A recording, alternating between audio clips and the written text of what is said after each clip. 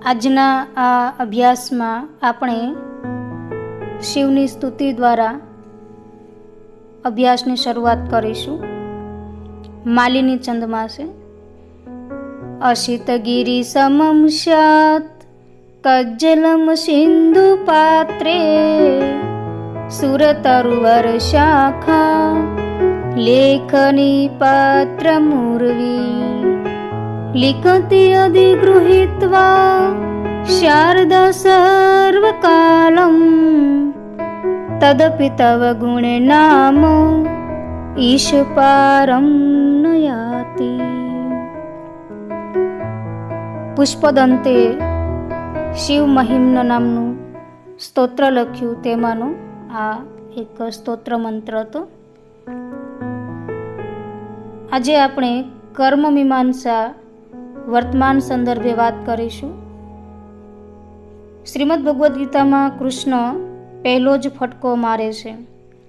કર્મણ્યેવાધિકારસ્તે મા ફલેષુ કદાચન મા કર્મ ફલ હેતુભૂ મા તે સંગોસ્તિ અકર્મણી.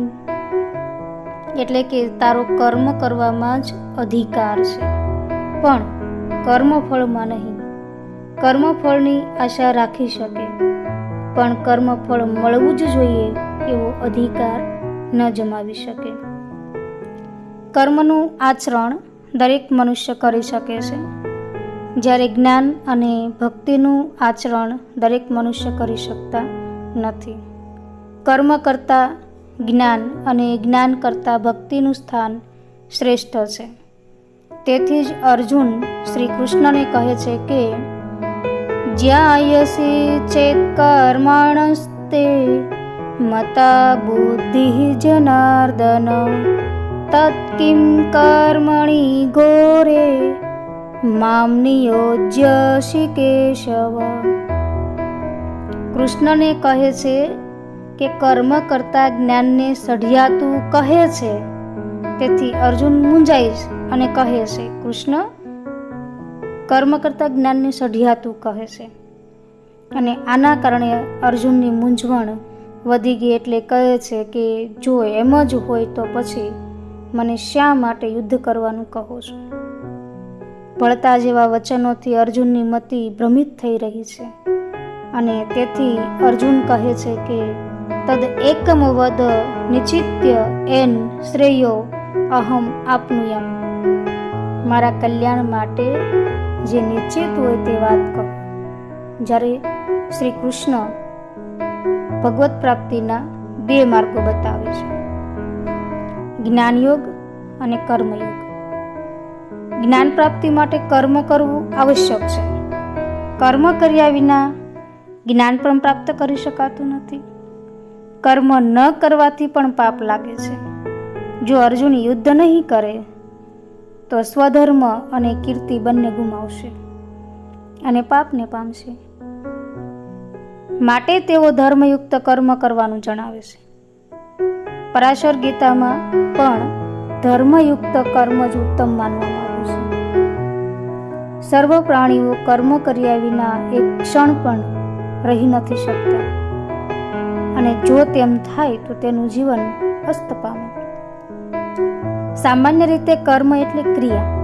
આપણે જે કોઈ કામ કરીએ તેને કર્મ કહેવાય. જેમ કે શ્વાસ લેવો કે ન લેવો,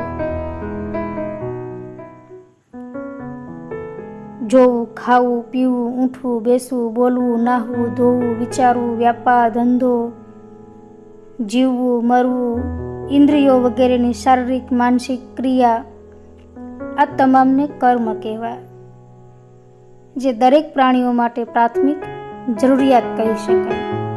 કર્મયોગનું જ્ઞાન સૌપ્રથમ શ્રી કૃષ્ણએ સૂર્યને આપ્યું હતું. સૂર્ય પોતાના પુત્ર વ્યવસ્વત મનુને અને મનુએ પોતાના પુત્ર રાજા ઇક્ષ્વાકુને આપ્યું હતું.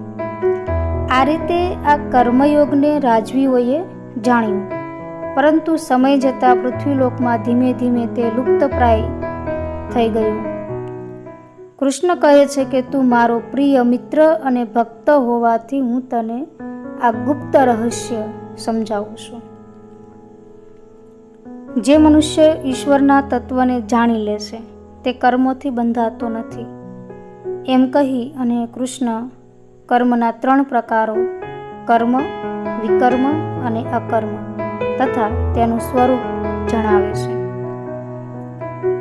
સંકલ્પ દ્વારા શુદ્ધ ભાવપૂર્વક જે ફળ અર્થે કર્મ કરવામાં આવે તેને કર્મ કહેવાય. કર્મ એટલે સ્વાભાવિક રીતે સ્વેચ્છાએ પોતાનું કર્તવ્ય સમજી અને કરેલ કર્મ. સાધુ સંતો વિશે દુનિયા ગમે તેટલું ખરાબ બોલે તેમ છતાં તેઓ હંમેશા તેમના ઉપર કૃપા દ્રષ્ટિ વરસાવે છે, કારણ કે તેઓએ સર્વના કલ્યાણનો સંકલ્પ કર્યો છે. આ તેમનું કર્મ થયું. શાસ્ત્રોક્ત મનપૂર્વક કરાયેલ કર્મ એટલે વિકર્મ. વિકર્મ એટલે કર્તાપણાનો ત્યાગ કરી સમષ્ટિના કલ્યાણ અર્થે કરેલ વિશેષ કર્મ. અકર્મ એટલે કર્મનો ત્યાગ નહીં, પરંતુ અભિમાન અને ફળની આકાંક્ષા છોડી કરેલ કર્મ. રાગ દ્વેષથી મુક્ત થઈ કરેલ કર્મ, પરાર્થે કરેલ કર્મ, ભગવત પ્રીત્યર્થે કરેલ કર્મ. ટૂંકમાં કહીએ તો જે મનુષ્ય કર્મમાં અકર્મ અને અકર્મમાં કર્મ જુએ છે તેને કૃષ્ણ બુદ્ધિશાળી કહે છે.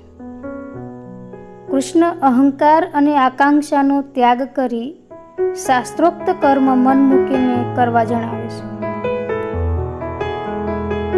શ્રીમદ ભગવદ્ ગીતાના 8મા અધ્યાયમાં અર્જુન કર્મ એટલે શું આવો પ્રશ્ન કરે છે. જ્યારે અર્જુન આવા પ્રકારનો પ્રશ્ન કરે છે ત્યારે કૃષ્ણ કહે છે સર્વ પ્રાણીઓની ઉન્નતિ અર્થે કરેલ પ્રયત્ન જ કર્મ છે. આજના અભ્યાસમાં આપણે શ્રીમદ ભગવદ્ ગીતામાં જે 3 પ્રકારના કર્મો વિશે વાત કરી તેનો અભ્યાસ કર્યો. આગળના અભ્યાસમાં પણ આપણે કર્મ મીમાંસાની વાત કરીશું.